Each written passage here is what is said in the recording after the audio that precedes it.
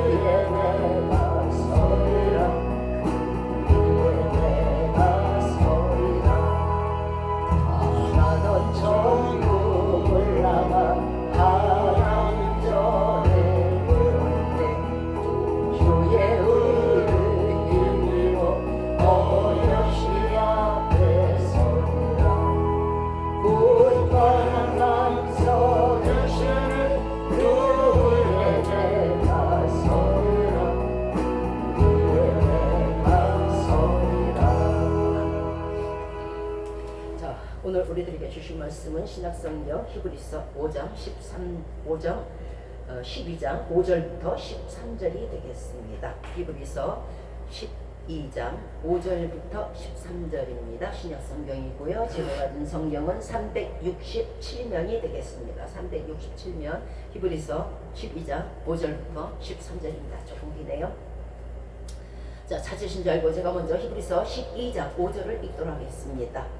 또 아들들에게 권하는 것 같이 너희에게 권면하신 말씀을 잊었도다. 일렀으되 내 아들아 주의 징계하심을 경히 여기지 말며 그에게 꾸지람을 받을 때 낙심하지 말라. 주께서 그 사랑하시는 자를 징계하시고 그가 받아주시는 일마다 채택제 하시느니라. 하였으니 너희가 참음은 징계를 받기 위함이라. 너 하나님이 아들과 같이 너희를 대우하시나니 어찌 아비가 징계하지 않는 아들이 있으리요.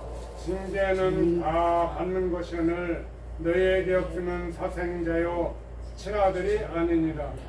또 우리 육체의 아버지가 우리를 징계하여도 공경하였거든 하물며 모든 영의 아버지께 더욱 복종하여 살려 하지 않겠느냐.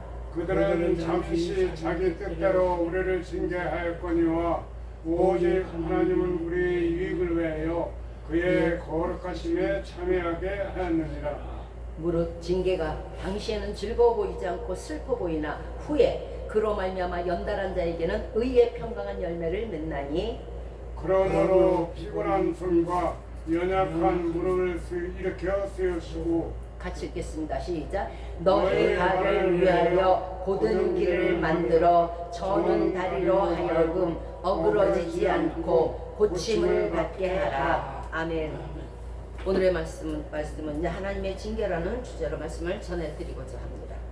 우리는 매 기도마다 어떤 기도들을 하십니까? 저 역시도 마찬가지입니다만, 아유 오늘도 안전하게 거하게 해주시고, 오늘도 건강하게 해주시고, 오늘도 평강하게 해주시고, 우리 자녀들 다 혹여 내가 잘못됐더라도 눈 감아주시고, 아마 그런 기도들이 주를 이룰 거예요. 건강, 물질, 평안, 안일, 형통, 무사, 무탈. 이런 기도에서 꼭 제외되고 있는 것이 있어요. 꼭 해야 되는 기도인데도 불구하고 항상 제외되고 결코 입에 올리기 싫은 그런 기도가 있는데, 그게 뭐냐면, 우리가 잘못했든 잘했든 하나님 눈 감아주세요. 아니, 잘한 거는 눈 감으면 안 되고 잘못했더라도 눈 감아주세요. 그리고 내 입으로 그거를 올리면 하나님이 진짜 징계를 할 것 같으니까 안 해요. 다른 말로 징계를 표현하면 고난이겠죠. 예. 이제 우리의 기도에 꼭 첨가해야 될 말이 있습니다. 그러지 않냐면 삐뚤어가요. 어긋나요. 그러지 않냐면 반드시 넘어져요. 왜냐하면 선줄로 알기 때문이에요. 작고 안일 무사 이것만 하다가는요, 정말 내가 선줄로 알아요. 그러다가는 어느 순간에 환란이 오고 어느 순간에 고통이 오고 고난이 오면요 바로 넘어져요. 그건 왜 그러냐면 평상시에 징계를 받지 않아서 그래요. 이제 우리의 기도는 달라져야 돼요. 무사고 무탈 안일 다 좋습니다만은, 하나님 제가 하나님 앞에 뭘 잘못하거든 꼭 징계해 주세요. 하나님은 친아들을 징계하신다 하셨어요. 그러면 징계하지 않는 아들은 친아들이 아니라는 것이고, 징계하지 않는 아들은 지금 본문에 있듯이 사생활 버리는 사람이란 뜻이거든요. 나는 버린 사람이 되기 싫어요. 하나님, 내가 잘못한 일이 있으면 꼭 0.1초 만에 저를 징계해 주세요. 저를 때려 주세요. 저를 훈계해 주세요. 저를 채찍질해 주세요. 저를 꾸지람해 주세요.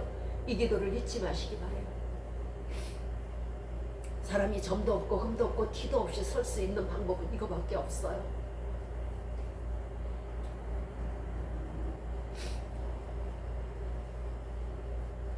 제가 어긋난 길로 갈 때 주님께서 저를 징계해 주세요. 그러면 주의 종이 이로 경계를 받고 결코 어긋나지 아니하리라. 여태까지 예수 믿는다고 우리가 얼만큼 수많은 고생을 했어요. 비가 오나 눈이 오나 또는 핍박이 올 때도 참으로 많이 고생을 했습니다. 그러나 이 징계를 싫어함으로 말미암아 우리가 넘어진다는 거예요. 좋은 것만, 아름다운 것만, 건강한 것만 이런 걸 바라다가는요, 사람이 어떻게 계속 건강할 수 없어요. 사람이 어떻게 계속 좋은 일만 있을 수는 없어요.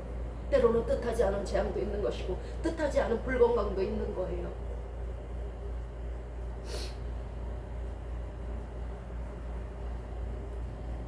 우리가 징계를 싫어하다가는 어그러진 다리요, 힘없는 다리가 돼버려요. 어그러진 다리, 힘없는 다리, 그런 영혼의 다리로는 우린 천국에 갈 수 없기 때문에 그래요. 그래서 징계를 필요로 하는 기도가 참으로 중요하다는 것이에요. 오늘 보면 13절의 말씀이 그것입니다. 너희 발을 위하여 곧은 길을 만들어 저는 다리로 하여금 어그러지지 않고 고침을 받게 하라. 천국은 잘못해도 그만, 어그러져도 그만이 아닙니다. 이 땅에 살면서 반드시 우리의 저는 다리는 바로 세워야 되고, 우리의 어그러진 다리는 바로 세워야 되고, 우리가 가는 길은 곧아야 합니다. 진흙탕 길을 뒹굴든 오물통 속을 뒹굴든 내가 천국에 갈 거라고 생각하지 마시기 바랍니다. 그렇게 길을 닦았다가는요 결코 천국에 도달하지 못합니다. 천국이 아름다운 곳인데 여기서부터 오물을 밟고야 어떻게 남의 집에 들어가도 우리가 더러운 발로는 들어가지 않잖아요. 하나님의 징계를 우리가 받고 깨닫고 다시 죄를 반복하지 않으면 우리 가는 길이 본문 11절 말씀처럼 의의 평강한 열매의 길이 될 겁니다. 그것은 누구를 위함입니까? 그 징계가 누구를 위함이에요? 부모는, 사람의 부모는 때로는 자기 분이 들어갈 수도 있어요. 그런데 하나님은 아니에요. 하나님이 자녀를 징계할 때는요, 나를 한 대 때릴 때 하나님은 2번 우세요. 여러분을 3번 때릴 때 하나님은 열심히 우세요. 눈물을 지으신 분이 저보다 더 눈물이 있지 않겠습니까? 긍휼을 지으신 분이 우리보다 더 긍휼이 있지 않겠습니까? 저는 다리를 고치고 힘없는 다리를 곧게 하여서 그리고 너의 가는 길이 좁은 길로 평탄하여서 온전한 신앙생활을 할 수 있도록 꼭 필요한 것이 징계요. 그것을 내리시는 분이 하나님이요. 그것이 없으면 사생활하는 얘기예요. 자, 의를 위하여 고난을 받게 될 때 우리는 이렇게 얘기합니다. 하나님의 말씀 따라 살고 내가 정말 주의를 지킨다고 노력하고 열심히 살았는데 선하게 살려고 했는데 남들은 저렇게 악한 길을 갈지라도 나는 선하게 살려고 했는데 어떻게 나에게 이런 고난이? 어떻게 저 사람 그 악인들에게도 있지 않는 고난이 나에게 있는가? 이거는 우리는 이럴 때 있을 수 없는 일이다. 이게 무슨 일이지? 하나님 뭐 잘못하신 거 아니에요? 왜 이런 일이 생기나? 하고 의문을 품게 됩니다. 그러나 베드로는 의를 행하고도 고난을 당한다면 그것은 큰 축복이라고 말하고 있어요. 왜냐하면 보십시오. 의를 행하고 고난받는 사람들이 많겠지만 가장 큰 의로 가장 큰 고난을 받은 분이 누구시라고 생각합니까? 예수님이세요. 웬만한 의도 아니요, 웬만한 고난도 아니에요. 물과 피를 다 쏟을 정도로 그 엄청난 시간을 이 땅에 와서 단 하루도 머리둘 것 없이 쉴 틈 없이 고생을 하셨던 분이에요. 그런 분이 가장 큰 의로 인하여 인류를 구원하시는 그 의로 인하여 가장 큰 고통을 당하셨어요. 가장 부당한 대우, 가장 억울한 대우를 받으신 분이 예수님입니다. 하나님의 아들로서 살인자, 도적, 강도와 함께 십자가에 달리신 비천한 대우를 받으신 분이 또 하나님이세요. 예수님의 십자가 고난은 전혀 마땅하지 않은 형태예요. 그러나 그 십자가 고난을 이루시고 예수님이 무엇을 얻으셨을까요? 무엇을 얻으셨어요? 인류 구속의 대사역을 이루시고 만왕의 왕이 되신 거예요. 인류의 위대한 단 한 분뿐인 구세주가 되신 것이에요. 우리가 고난을 받을 때 어떻게 나에게 이런 일이, 저 악인에게도 있지 않은 이런 일이 왜 내게 있을까 하고 의심하지 마시기 바래요. 왜냐하면 그로 인해 그를 위해서 고난을 당할 때, 의를 위해서 고난을 당할 때 예수 그리스도가 인류 구속의 대사역을 이룬 것처럼 여러분에게 엄청난 축복이 주어진다는 것이에요. 베드로전서 4장 1절에서 예수 그리스도가 십자가의 고난을 받고 죽으심으로 말미암아 모든 죄를 사하셨어요. 그래서 너희도 육체의 고난을 받는 자들은 죄가 그쳤다고 말씀하세요. 죄가 그친 거예요. 남들은 그럴 거예요. 병실에 누워있는 사람을 보면서 아이고 요 사람이 많이 죄를 졌나 보다. 그죠? 또 가난한 자들을 보면서 아이고 야 예수 좀 똑바로 믿지. 이렇게 생각하실 수 있어요. 이게 모든 게 육체의 고난이거든요. 그러나 예수 그리스도 안에서 예수 그리스도를 위하여 예수 그리스도 안에서 고난받은 그 고난은요, 여러분 천국에 가시면 깜짝 놀랄 일이 있어요. 여기서 그렇게 고통을 받고 병실에서 힘들어하고 가난 때문에 정말 피죽을 못 먹고 여기저기 쌀을 꾸러 다니던 그 사람이 천국에 있다는 사실이에요. 그리고 나 잘났다 하고 멋진 넥타이를 메고 드레스를 입은 그 사람들이 펄펄 끓는 곳에 있다는 것이에요. 이것은 제가 가상적으로 말씀드리는 게 아니에요. 여러분은 부자와 나사로를 아실 거예요. 나사로는 어땠어요? 먹을 것이 없어서 부자의 문 앞에서 가려운 데를 벅벅 긁어가며 그 먹을 것이 없어서 떨어진 부스러기를 개도 안 먹는 걸 먹었어요. 그런데 그가 어디에 있어요? 아브라함의 품 안에 있어요. 연락하던 부자는 어디 있어요? 영원한 음부에 처해 있어요. 이것이 제가 가상적으로 말씀드리는 게 아니라 그랬죠. 말씀에 있는 현실인 것이에요. 육신의 고난을 받은 자들은요, 육체의 고난을 받은 자들은요, 그 죄가 그친 거예요. 예수 그리스도가 십자가의 고난으로 말미암아 모든 죄가 그쳤듯이. 자, 이제 환난의 날이 닥치고 뜻하지 않은 고난이 올 때 왜 이런 일이 하며 낙심하지 마시기 바랍니다. 베드로전서 2장 19절 말씀에 애매히 고난을 받아도 하나님을 생각함으로 슬픔을 참으면 이는 하나님 앞에 아름답다고 했습니다. 선을 행함으로 고난을 받고 참으면 이는 하나님 앞에 또 아름답다고 했습니다. 세상에 아름다운 사람들이 참 많죠. 누구일까요? 바로 우리의 선진들이에요. 애매히 고난을 받고 애매히 옥에 갇히고 애매히 채찍질 당하고 애매히 목이 잘리고 애매히 가죽을 벗기고 애매히 십자가에 거꾸로 달리신 사람들이에요. 어떻게 됐을까요? 아름다운 거예요. 우리의 눈에는 처절하고 비참하고 별 볼 일 없어 보이죠. 왜 저러는 거야? 왜 저렇게 죽음을 택하고 난리야? 할지 모르지만 하나님 눈에는 그것이 아름답다는 거예요.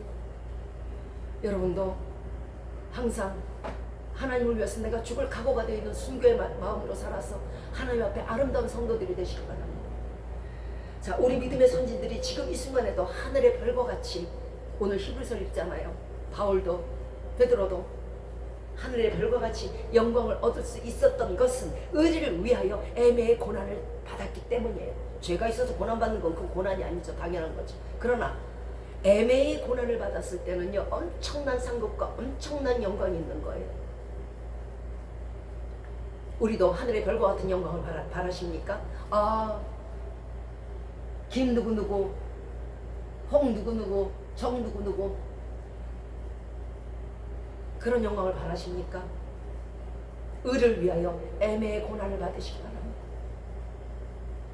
이런 우리의 모습을 보고 하나님은 영광을 받으실 것이요. 야, 진짜 쟤는 성도다. 전 내 자신 맞아 저거. 또 우리를 고난에 빠뜨렸던 나귀들은 어떨지 아십니까? 뭐래? 나 이거 다 잡아서 지옥길에 데려간 줄 알았더니 이게 뭐래? 갑자기 더복을 받잖아. 하늘의 별과 같이 빛난다고? 나도 없는데? 황당무계 그 답 자체일 거예요. 복수는 이렇게 하는 거예요. 승리는 이렇게 하는 거예요. 우리는 맨날 마귀에게 승리하게 해주세요. 사단의 세력을 물리치게 해주세요. 사단에게 승리하게 해주세요. 늘 입버릇처럼 기도하죠. 이게 진짜 승리인 거예요. 마귀가 입을 딱 벌리고 쳐다볼 거예요. 욥에게 고난을 주었던 사단의 그 후에 당황함을 기억하시기 바랍니다. 욥기 1장 12절 말씀에서 여호와께서 사단에게 이르시되 내가 그의 소유물을 다 사단아 네 손에 붙이노라. 그러나 그의 몸에는 손을 대지 말지라. 생명 건드리지 말아라. 사단이 기뻐 뛰었어요. 욥이 그 잘 나가고 막 아주 뭐 소도 많고 양도 많고 막 부자로 살고 막 종들이 많고 아주 시기심이 났었어요. 사단이 하는 일이 시기거든. 그런데 그거를 다 내 손에 붙인다는 거야. 얼마나 좀 뛸 듯이 기뻤을 거예요. 사단의 입장에서는. 너 이제 다 죽었어 이제. 옳았구나. 이제 뛸 듯이 기뻐서 이제 나갔습니다. 이제 하나님의 자녀를 마음껏 내 마음대로 유린을 할 것이다. 니네 다 죽일 거야 내가 아주. 너 재산 다 뺏을 거야. 하나님이 그러라고 했어야. 그러나 사단이 준 그 고통이 심하면 심할수록, 사단이 뺏어간 그 물질의 마이너스가 심하면 심할수록 욥은 더 받았다는 사실이에요. 보세요. 양이 7천이었어요 처음에. 그런데 욥의 고난 이후에 14,000이 됐어요. 소가 500결이었어요. 그런데 고난 후에 1000결이가 됐어요. 양이 7천이었어요. 그런데 14,000이 됐어요. 암나기도 500에서 1000으로 갔죠. 자, 아름다운 아들 딸들을 주셨어요. 아주 그 딸들이 너무 아름다워서 온 동네에 소문이 날 정도로, 온 나라에. 항상 사단이요, 우리가 볼 땐 귀신이 지혜롭다고 생각하잖아요.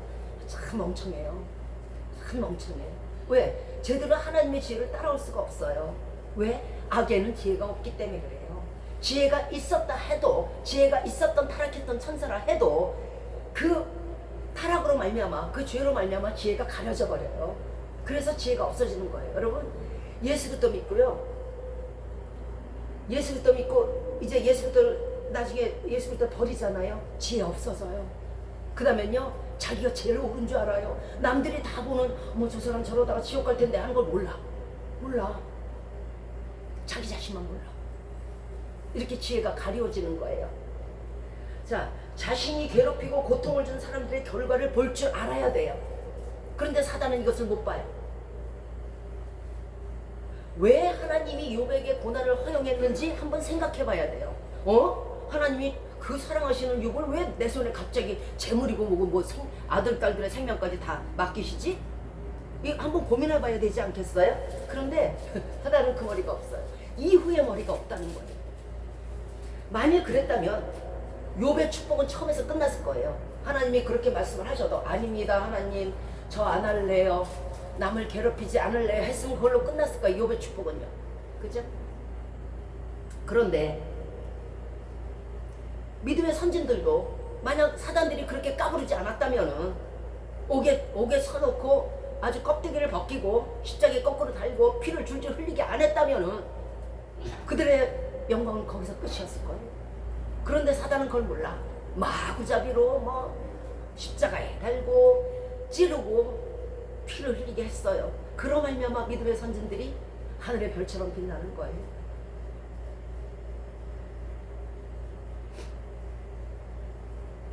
그거를 볼 줄 알았어야 되는데요. 사단은 그걸 몰라요.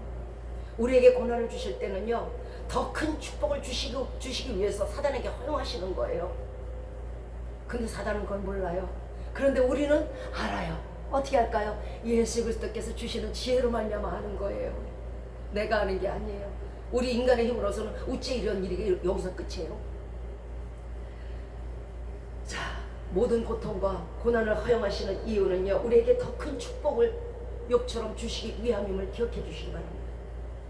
하나님이 욥과 믿음의 선진들에서 뭐 바울이라든가 요한이라든가 왜 그들을 공회에 넘겨주며 왜 매질을 당하게 하시며 왜 죽이셨는지 마귀는 볼 줄 몰라도 우리는 볼 줄 알아야 합니다. 왜 저들이 저렇게 죽었어야 하는지, 왜 내게 이런 고난을, 왜 우리 자녀에게 이런 고난을, 이런 고통을 주실까? 그러나 뒷줄을 볼 줄 알아야 합니다. 나중에 욥이 더 큰 축복을 받도록 마귀가 자신들이 오히려 거꾸로 역용당했다는 사실을 모르는 거예요. 그리고 욥의 축복을 보면서 얼마나 이를 갈았겠습니까? 아니, 내가 두드려 팼는데 오히려 더 잘 됐네. 아마 이 사람이 그 공직에 있었다면 심했었다일 거야, 이 마귀가. 자, 욥뿐이겠습니까? 아브라함의 시련도, 루세의 시련도, 모세의 시련도, 바울의 시련도, 베드로의 고난도, 그 모두가 하나님께서 저들을 높이고자 하시는 은혜의 힘을 우리는 깨달아야 할 줄 압니다. 여러분에게 고난이 있으십니까? 고난이 없음을 슬퍼하시고요, 고난이 있음을 기뻐하시기 바랍니다. 아, 이제 나는 욥이다. 나는 이제 바울이다. 나는 이제 아브라함이다. 자, 징계의 목적이 뭘까요? 징계란 것은요, 하나님의 관심과 사랑의 표시입니다. 이거 없으면 징계 안 해요. 할 이유도 없죠. 하나님의 자식이 아니면 누구의 자식이겠어요? 거기까지 손 안 대요. 하나님은 우리를 불꽃 같은 눈으로 매 순간 바라보고 계십니다. 지극히 사랑하시기 때문에 때에 따라서 우리가 그릇 행할 때는 징계하십니다. 채찍질도 하시고 꾸지람도 하십니다. 왜? 어긋나지 말라고. 나는 너를 사랑하니까. 너는 나를 버릴지라도 나는 너를 죽어도 안 버려. 어떻게든 내가 너를 때려서라도 나는 너하고 영원히 천국에 살 거야. 이 일념 하나 때문에. 시편 23편 4절 말씀에 내가 사망의 음침한 골짜기로 다닐지라도 해를 두려워하지 않을 것은 주께서 나와 함께 하시니라. 주의 지팡이와 막대기가 나를 안위하시나이다. 지팡이와 막대기, 안전하고 편안한 곳으로 이끄는 곳이에요. 막대기는 때리는 거잖아요. 징계하실지라도 다시 위로하심을 뜻해요. 그래서 암이라는 건요, 편안한 안과 위로할 위예요.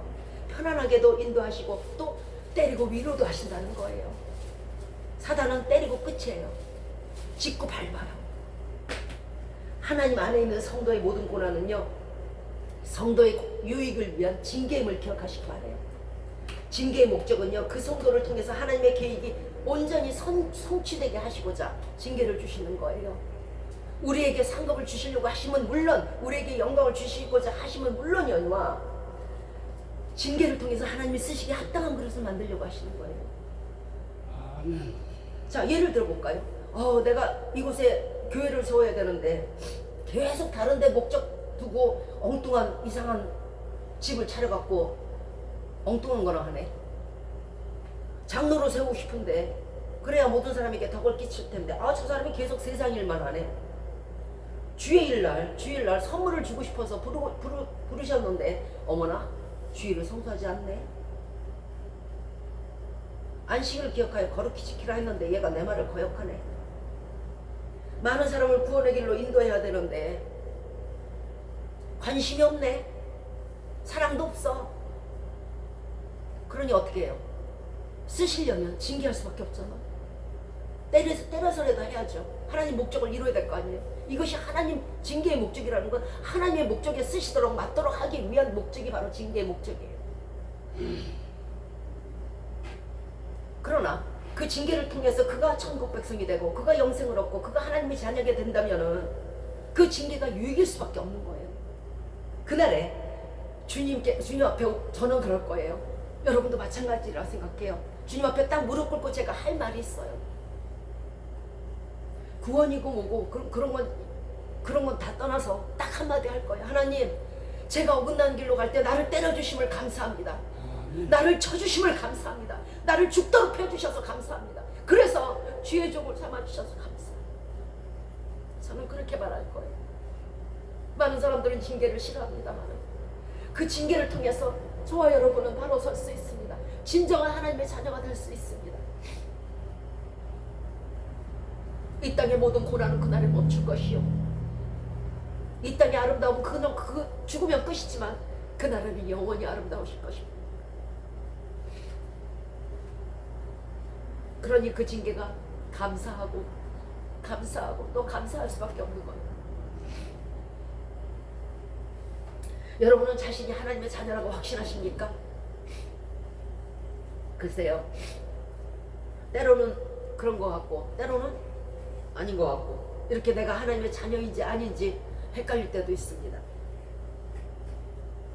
그러나 우리가 확실하게 알 수 있는 방법은요, 징계라는 도구를 통해서 내가 하나님의 자녀인지 아닌지를 확실하게 깨달을 수 있다는 거예요. 주일날 불참을 하든 말든 도적과 짝하든 말든 도둑질을 하든 말든 마음으로 살인을 하든 말든 엉뚱한 일을 하든 말든 징계가 없어요. 이걸 뭐라 그런지 아세요? 사생자, 버려온 자라는 거예요. 주께서 그 사랑하신 자를 징계하시고 그 받으시는 아들마다 채찍질 하신다 했는데, 즉 징계가 없다면은 사랑하시지 않는다는 이유요. 그렇죠? 사랑하시지 않으니까, 남의 자식이니까, 남의 자식을 때릴 일이 없으니까, 징계하지 않으니까 결과적으로 하나님의 자녀가 아니라는 뜻이에요. 여러분에게 징계 없으세요? 주일날 안 나왔는데도, 엉뚱한 일을 하는데도, 나쁜 일을 하는데 징계 없으세요? 버린 거예요. 우리는 악인의 형통을 부러워할 때도 있어요. 야, 저 사람들은 무슨 금수저를 타고 태어나가지고 세상에 저렇게 이쁘고 잘생기고 멋있고 힘도 세고 부자고, 그냥 저들의 자녀들은 그냥 아주 잘 나가고 매일 연락하고 주말에는 여행 가고 물질은 넘쳐나서 쓸 곳이 없어서 고민하고, 그들이 하는 것은 사치요. 추울 때는 무지무지하게 더워서 런닝셔츠 하나 입고 다니고, 더울 때는 너무너무 또 시원해서 추워서 또 옷 걸치고, 세상을 다 가지듯 사는 사람들을 우리는 부러워할 때가 있습니다.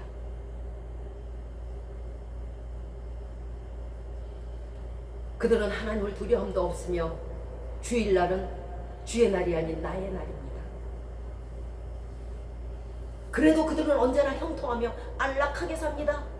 맞는 법이 없어요. 잠언 3장 31절 말씀에서 포악한 자를 부러워하지 말며 그 아무 행위든 좋지 말라 하셨어요. 왜 그럴까요? 그들에게 아무것도 가져가지 못하는 허탈함만 있을 뿐이에요. 통장 가져가요? 금덩어리 가져가요? 금고 가져가요? 집덩어리 가져가요? 차 가져가요? 여행 갔던 사진 가져가요? 천국에 가지 못하니까 저들 따라서 같은 일을 행하지 말라는 거예요. 그리고 부러워하지 말라는 거예요. 잠언 23장 17절 말씀에서 내 마음으로 죄인의 형통을 부러워하지 말며 항상 여호와를 경외하라. 죄인이 가지고 갈 것이 무엇이 있어요? 그러나 하나님을 경외한 자는 항상 좋은 일에는 끝이 좋은 복이에요. 복이 있는 거예요. 잠언 24장 20절 말씀에 대저 행악자는 장래가 없겠고 악인의 등불은 어떻게 돼요? 꺼져요. 그리고 지옥에서 다시 켜지겠죠. 헐헐. 왜 행악자를 멀리하고 부러워하지 말아야 할까요? 오늘 본문 8절 말씀에서 징계는 다 받는 것이오늘 너희에게 없으면 사생자여 참 아들이 아니니라고 말씀하셨잖아요. 그렇죠? 그들은 결과적으로 지금 살아있다고 하나, 안락하고 부유하다고 하나, 건강하다고 하나, 멋지다고 하나, 아름답다고 하나, 젊다고 하나, 하나님에게 버려온 자들이라는 거예요. 여러분은 교회 왔다가 나가시면서 아마 그런 것들을 많이 볼 거예요. 여기가 특히 관광지가 위에 있어서 많은 사람들이 강으로 산으로 놀러 다녀요. 그럴 때 이미 주일날 1시간을 지키기 위해서 뭐 토요일날 약속도 끝이고 주일날 약속도 끝이에요. 그때 여러분은 이렇게 생각할 거예요. 나는 왜 이렇게 사나? 그죠? 그러나 이제부터는 그들을 보면서 딱 한 가지만 생각하세요. 나 참아들, 너 버리운 자. 절대 부러워할 일이 없을 거예요. 저들은 비방을 해도 악하게 살아도 아무 제재를 받지 않아요.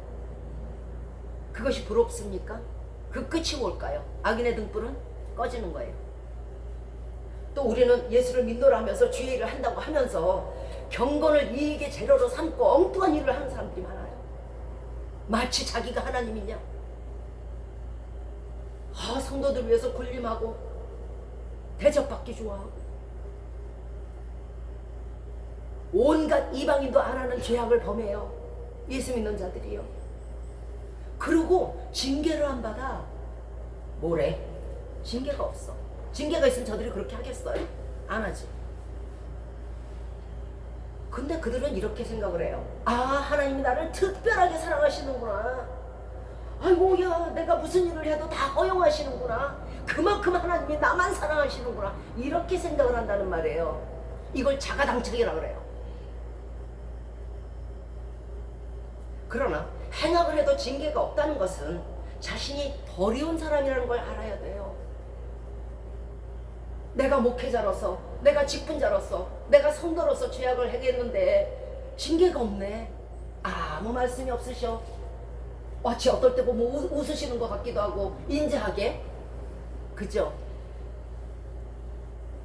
웃으시는 게 아니고 버려온 거예요. 자기 상상이 웃게 만든 거지.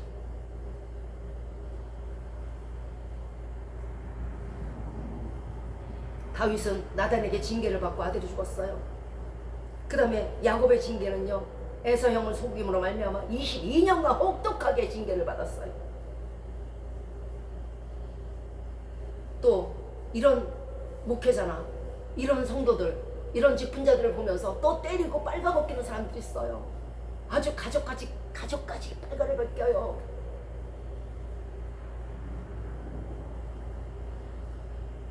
그러나 잠언 24장 17절 말씀에서 내 원수가 넘어질 때에 즐거워하지 말며 그가 엎드러질 때에 마음에 기뻐하지 말라. 여호와께서 이것을 보시고 기뻐 아니하사 그 진노를 그곳에서 옮기실까 하거나 어디로 옮길까요? 우리 자신에게 옮겨져요. 그 진노가요. 그가 죄인이라도 그것은 하나님이 재판할 일이지 내가 할 재판관, 나는 재판관이 아니잖아. 사람을 몰아도요 끝까지 몰면 안 돼요. 내가 행악을 해도 징계가 없다고 지금 생각이 드시는 분들은요 회개하시기 바래요. 그리고 하나님 앞에 다시 나오세요. 정죄를 했던 분들은요 다시는 정죄를 멈추시고요. 내가 했던 그 정죄가 내 자녀들에게 돌아와요. 내가 죽고 난 뒤에 내 손자 손녀에게 돌아온단 말이에요. 하나님 앞에는 과거도 현재도 미래도 다 하나예요. 우리에게 시간이 있는 것이지 하나님 안 하는 시간이 없어요. 하나님의 옛것을 도로 찾으세요. 과거, 미래, 1000억만 년 후를 지금 있는 것처럼 부르신단 말이에요. 그렇다면 나는 아무 징계도 받지 않고 아무 징책도 받지 않고 살고 있으니 어찌할꼬 하고 한탄하십니까? 도대체 징계가 없고 오늘도 나는 돈이 많고 오늘도 나는 편안하네, 건강하고. 이 시간 이렇게 걱정하시는 분들이 있을 거예요. 믿는 자든 믿지 아니하는 자든 이런 사람들은요 예레미야 29장 12절 이하의 말씀처럼 너희는 내게 부르짖으며 와서 내게 기도하면 내가 너희를 들을 것이요 너희가 전심으로 나를 찾고 찾으면 만나리라. 도수 없다 그러죠. 찾고 찾으세요. 회개하고 회개하시고 눈물 뿌려 회개하시고 하나님 나를 만나주세요. 내가 잘못했어요. 하시면 돼요. 이사야서 43장 25절 말씀에 나 곧 나는 나를 위하여 내 허물을 도말하는 자니 네 죄를 기억지 아니하시리라. 하나님은 그 은혜가 그 용서가 한이없이 크셔서 얼마든지 흉악한 자라도 다 예수께 돌아오면 용서를 해주세요. 하나님 앞에 용서하지 못할 죄는요 이 세상에 없어요. 우리가 아는 모든 죄는요 뭐 살인죄든 뭐 천억만 명을 죽였든 그건 다 이 세상 안에 있는 죄예요. 이 세상 안에 있는 죄는 하나님이 용서하지 못할 죄가 없단 말이에요. 그 외의 죄는 우리가 기억도 못하고 생각도 안 나고요 그 단어도 몰라요. 자, 하나님은 당신을 찾는 자를 결코 멸시하지 않으십니다. 이사야서 65장 1절 말씀에 나는 나를 구하지 않던 자에게 물음을 받았고 나를 찾지 아니하던 자에게 찾아냄이 되었으며 내 이름을 부르지 않던 나라에게 내가 여기 있노라 내가 여기 있노라 여러분에게 말씀하십니다. 내가 여기 있노라 와서 내게 고백해라. 그리고 자복하고 그러면 내가 용서해 주마. 하나님은 항상 문을 여시고 기다리고 계십니다. 우리가 하나님을 찾기만 하면 언제든 만나주시고 다시 자녀로서 품어주실 것입니다. 자, 우리나라 속담에 예쁜 자식은 매를 주고 미운 자식은 밥을 많이 주라고 그랬어요. 참 아비와 참 자식의 자격은요 징계예요. 왜냐하면 어긋난 자식을 바른 길로 인도하는 것은 하나님의 의무이기 때문에 그래요. 오늘 본문 11절 말씀에서 무릇 징계가 당시에는 즐거워하지 보이지 않고 슬퍼 보이나 후에 그로 말미암아 연달이라는 거 훈련 연단을 뜻해요. 연단한 자에게는 의의 평강한 열매를 맺는다고 말씀하셨어요. 하나님 주시는 징계는 우리에게 의의 평강한 열매를 맺도록 요입을 주시기 위함임을 기억해 주시기 바래요. 그렇다면 오히려 그 징계에 감사할 겁니다. 이사야서 30장 26절 말씀에 여호와께서 그 백성의 상처를 싸매시며 그들의 맞은 자리를 고치시는 날에는 달빛은 햇빛 같겠고 햇빛은 칠배가 되어 일곱 날에 빛과 같이 무지개처럼 영원히 빛나고 영원히 아름다울 거예요. 그 징계가 끝난 후에는요 그러나 하나님 없는 징계는요 파멸뿐입니다. 자, 우리의 의문점이 있어요. 왜 하나님은 성도를 징계하시나? 내가 예수 앞에 왔는데 왜 징계하시지? 나 예수 믿으라고 잘 믿는다고 했는데 왜 징계하시지? 그것은 우리가 하나님의 사랑을 받고 있다는 증거입니다. 버리우지 않았다는 증거입니다. 사생자가 아니라는 증거입니다. 참 하나님의 아들인 것을 증거하는 것입니다. 아비와 아들의 관계가 형성되어 있다는 것을 증거하는 것입니다. 우리는 사람이 고난을 당할 때 뭐 이렇게 얘기해요. 뭐 전생에 무슨 죄를 졌나 봐. 전생에 업보야. 아니야, 죄에 대한 벌이야. 아니야, 운명의 장난이야. 아니야, 우발적 불행이야. 이렇게 얘기들 합니다. 그러나 고난은 하나님의 허용하심에서 나옵니다. 욥에게 사단의 고난을 허용하였듯이 히브리서 2장 9절에 구원의 주를 고난으로 말미암아 온전케 하심이 합당하도다. 자, 온 인류의 구원자가 되게 하시기 위해서 무엇을 주셨어요? 무슨 고난을 주셨어요? 십자가 고난을 주신 거예요. 그래서 예수님께서 그 고난을 받으신 거예요. 죽음의 고난을 받으심을 인하여 영광과 존귀로 관을 씌우셨어요. 그렇죠? 그러면 그 십자가의 고난이 없었다면 예수 그때 영광과 존귀와 만왕의 왕의 이름은 없었을 거예요. 우리도 마찬가지예요. 여러분에게 지금 징계가 있으세요? 혹시 앞으로라도 지금 징계가 있으십니까? 여러분에게 영광과 존귀와 높은 위치를 주시기 위한 하나님의 방법임을 기억해 주시기 바랍니다. 징계를 감수한 자의 복은 의와 평강이라고 그랬잖아요. 사람이 의가 있고 평강이 있다는 것은요 너무너무 모든 일이 형통했을 때예요. 그리고 그 뿔이 높아졌을 때예요. 미국의 제1대 대통령이 있어요. 조지 워싱턴이죠. 그는 영국의 식민지 때에 이 미국을 독립시키기 위해서 뛰어난 전술을 했어요. 무엇이냐면 미국의 영토가 넓잖아요. 야, 저 영국군은 저렇게 많고, 야, 이제 이 미국의 독립은 이거 안 되겠다, 야. 이렇게 생각했어요, 조지 워싱턴이. 자, 그때 총사령관으로 있었는데, 이 사람이 무슨 수를 썼냐면은, 야, 이게 양식의 보급 물자가 영국에서 끊어지면은 이 사람들이 전쟁에 질 수도 있겠다. 그때까지는 계속 패전을 했어요. 이제 가망이 없었어요. 그러니까 어떻게 전술을 썼냐면은 미국 땅이 넓잖아요. 그러니까 여기저기 끌고 다닌 거예요. 하루는 여기에서 미국군이 있다 그러고 여기에서 있다 그러고 하루는 또 저 끝에서 있다 그래요. 영국군이 여기저기를 몰려다니다 보니까 어떻게 돼? 보급로가 차단이 돼 버렸어요. 얼마 후에 바로 손들었어요. 그래서 미국의 식민지 독립이 이루어진 거예요. 그랬을 때 얼마나 사람들이 추앙하면서 너무너무 이 조지 워싱턴을 높였어요. 이때 어떤 프랑스 기자가 어머니에게, 그 모친에게 이렇게 물어요. 아유, 어떻게 저렇게 크고 훌륭한 아들을 두셨어요 그래? 이렇게 말했어요. 그랬더니 이 모친이 하시는 말씀이 뭐라 하냐면, 나는 그에게 복종을 가르쳤습니다. 오늘 본문에도 있듯이 하나님의 말씀에 복종하지 않는 자 얼마나 많이 또 때렸겠어요. 이 어머니가요. 얼마나 많이 징계했겠어요. 복종을 가리키다 보니까 그가 그 가운데서 복종의 순종을 배워서 그가 이렇게 높아질 수 있었던 거예요.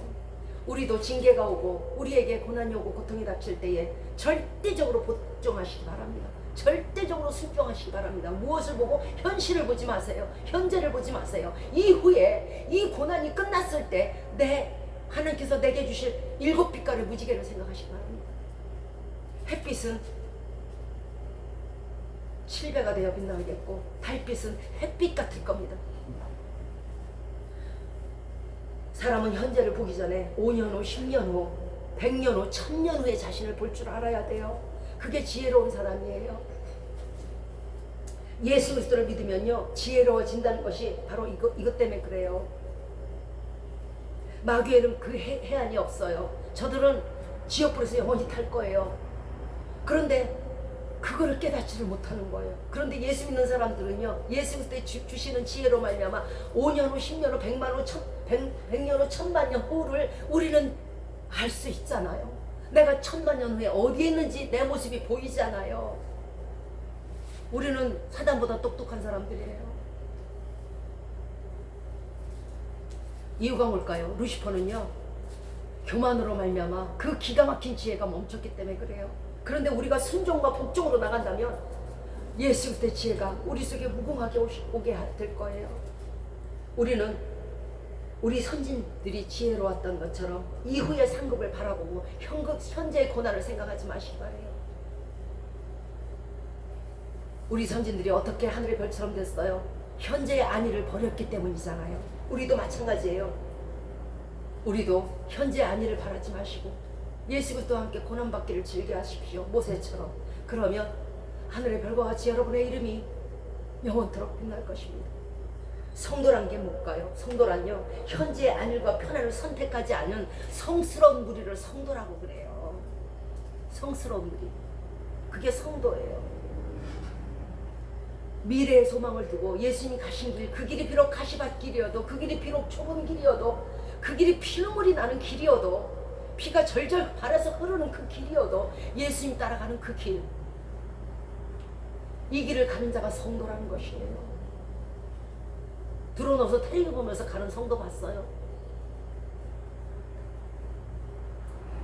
그래서 성도를 거룩한 무리라고 그러는 거예요. 저와 여러분은 어떻습니까? 지금 현재를 보고 사십니까? 미래를 보고 사십니까? 1000년 후, 만년 후를 보고 사십니까? 아니면 오늘을 보고 사십니까? 어떤 여인의 남편이 큰 중병에 걸렸어요. 친척이 문안을 갔는데 이 여인이 밖에서 쌀을 씻으면서 찬송가를 부르는 거야. 흥얼흥얼. 하늘 가는 밝은. 그래서 이 친척이 안 믿는 자였어요. 이게 물었어요. 아니, 남편이 지금 다 죽어가는데 너는 찬송가가 나오냐? 노래가, 그 사람들은 찬송가를 모르, 노래소리가 나오냐? 이게 천하의 막대 먹었건? 이렇게 얘기했어요. 그랬더니 이 여인이 뭐라고 그러냐면, 아유, 아니에요, 숙모님. 이제 우리 남편이 천국에서 영원히 우리 크신 예수 그리스도와 함께 사시고 나도 그곳에서 함께 살 건데 예수 그리스도를 만나는데 왜 슬프겠어요 내가? 이렇게 대답했다는 거예요. 이 여인은 오늘을 보고 사는 분이 아니잖아요. 우리도 마찬가지. 오늘을 보지 마세요. 먼 미래, 1000년 후, 만년 후, 1000억만 년 후를 보시기 바래요. 로마서 5장 3절에 환난은 인내를, 인내는 연단을, 연단은 소망을 이루는 길입니다. 요셉도 애굽에 팔렸으나 그는 형들을 원망하지 않았어요. 보디발의 아내가 그렇게 유혹하고 애매히 옥에 갇혔지만은 그는 원망하지 않았어요. 그리고 믿음을 지켰고 하나님을 경외했어요. 소망을 버리지 않았어요. 무슨 소망이요? 하나님이 자신에게 준 소망. 모든 단들이 나에게 절하고 모든 별들이 절하고 그 소망을 버리지 않았어요. 여러분에게 소망이라는 건요, 천국문과 같아요. 그 문고리를 놓치지 마시기 바래요. 내가 영원히 너희와 함께 살게. 너 전국길 가게 해줄게. 내가 그곳에서 영원히 눈물 없는 곳에서 너랑 영원히 살 거야. 이 소망을 놓치지 마시기 바래요. 그리고 하나님을 경외하시기 바래요. 그러면 이 땅에서도 요셉처럼 여러분의 뿔이 높아질 것이며 그 땅에서도 하늘에서도 하늘의 별과 같이 빛날 것입니다. 하늘의 별이란 모든 별들이 빛이 다르듯이 영광이 다 다른 법이에요. 얼마나 많이 참았느냐에 따라서 상급이 달라요. 바울과 실라도 마찬가지입니다. 옥중에서 애매히 복음을 전파했다는 이유로 애매히 욕을 받았어요. 그런데 소망 중에 아주 기뻐서 즐거워서 기도하고 찬양하고 찬송했어요. 그러니까 어떻게 됐어요? 지진이 일어나면서 옥문이 열리고 모든 묶였던 쇠사슬이 풀어졌어요. 여러분, 우리가 하나님께서 주신 말씀을, 주신 소망을 현실로 이루고 싶으십니까? 나에게 이런 소망을 주셨는데 이거 현실로 이루고 싶으세요? 요셉처럼 환난 중에 원망이 아닌 주신 소망을 붙들고 하나님을 경외하시기 바랍니다. 그러면 여러분의 소망이 이루어집니다. 또 무고히 꾸지람을 받아도 낙망하지 않을 때 요셉처럼 그 뿔이 높아질 것입니다. 또 바울과 실라, 여러분 기적을 맛보고 싶으시죠? 빌립보 감옥이 지진이 나서 흔들리고 묶인 것이 풀어졌듯이 오히려 즐거워하면서 기뻐하면서 찬송하세요. 뭐냐? 고난과 환난 중에 기뻐하면서 찬송하는 거예요. 고난과 환난 중에 기뻐하면서 감사의 기도를 드리는 거예요. 하나님의 능력으로 옥문이 열리는 거예요. 그래서 분명히 이때 원망을 해야 돼. 그런데 안 해. 안 하고 오히려 하나님 감사합니다. 너무 즐거워. 너무 기뻐. 이때에 기적이 일어나요. 하나님의 기적을 보고 싶으시면 이렇게 하시기 바래요. 기적이라는 게 뭘까요? 도저히 현실로서는 이루어질 수 없는, 나는 사람들은 말하죠. 무슨 언덕이 있어요. 소가 등을 비빈다고. 언덕이 없어. 난 도저히 일어날 수가 없어. 나는 잘 될 수도 없고 나는 높아질 수도 없고 그저 높은 자들을 바라볼 뿐이야. 총 같은 소리 하고 있네 진짜. 어림도 없어 나는. 이렇게 생각하지 마세요. 그대로 따라 하시면 돼요. 성경에다 왜 요셉을 적어놓고 성경에다 왜 바울과 실라를 왜 써놨을까요? 보고 그대로 하라고. 그러면 그대로 이루어진다고. 거기까지 요셉까지 바울과 실라까지가 아니잖아. 지금 우리에게도 열심히 이루어주시고 계신단 말이에요. 그래서 써놓으신 거예요. 안 그랬으면 이 성경 없겠죠. 보고 그대로 하면 그대로 이루어진다는 것이에요. 징계가 올 때, 애매의 고난이 올 때 어째서 무엇 때문에가 아닌 감사로 제사를 드리고 감사로 기도드리고 감사로 찬양을 하세요. 그러면 돼요. 그러면 기적이 일어나요. 여러분을 가두었던 불가능의 옥문이 열리고요. 가능의 문으로 바뀔 것이에요. 이것이 기적입니다. 자, 말씀을 마치도록 하겠습니다. 우리가 고난 중에도 크게 기뻐하는 것은 히브리서 2장 18절 말씀처럼 자기가 시험을 받아 고난을 당하였음즉 시험 받는 자들을 능히 도우신다고 그랬어요. 고난을 두려워하지 마세요. 환난을 두려워하지 마세요. 왜냐? 능히 도우신다고 말씀하셨죠. 이 말씀은요, 과부가 과부 사정 안다는 게 아니에요. 어머 너 아프니? 어머 너 어떡하면 좋으니? 아유 얘 많이 아프겠다. 이게 아니야. 이게 아니라고. 이사야서 53장 5절 말씀에서 그가 찔림은 우리의 허물을 인함이요 그가 상함은 우리의 죄악을 인함이라. 그가 징계를 받음으로 우리가 평화를 누리고 그가 채찍에 맞음으로 우리가 나음을 입었기 때문에.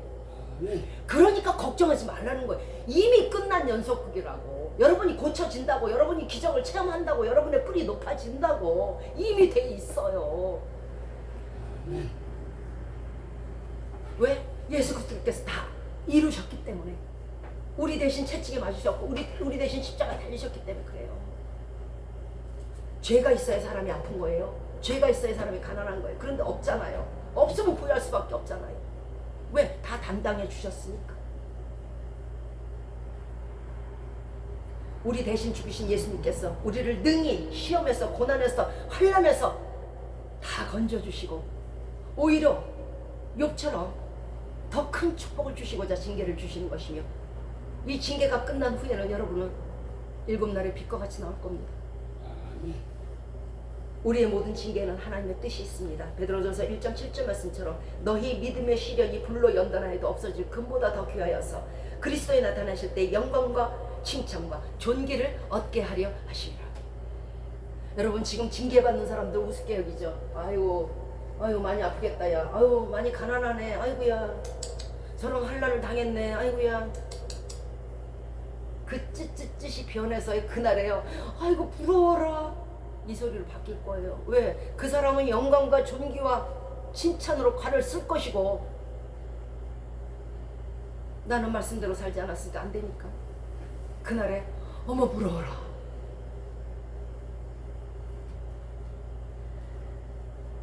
애매한 고난에도 하나님의 뜻에 복종하시고 순종하시고 기쁨과 인내로서 주님의 능력으로 매 순간 사단의 괴케에 승리하셔서 하나님의 기쁨이 되시는 저와 여러분이 되시기를 주 예수 그리스도의 이름으로 축원드리겠습니다. 아멘.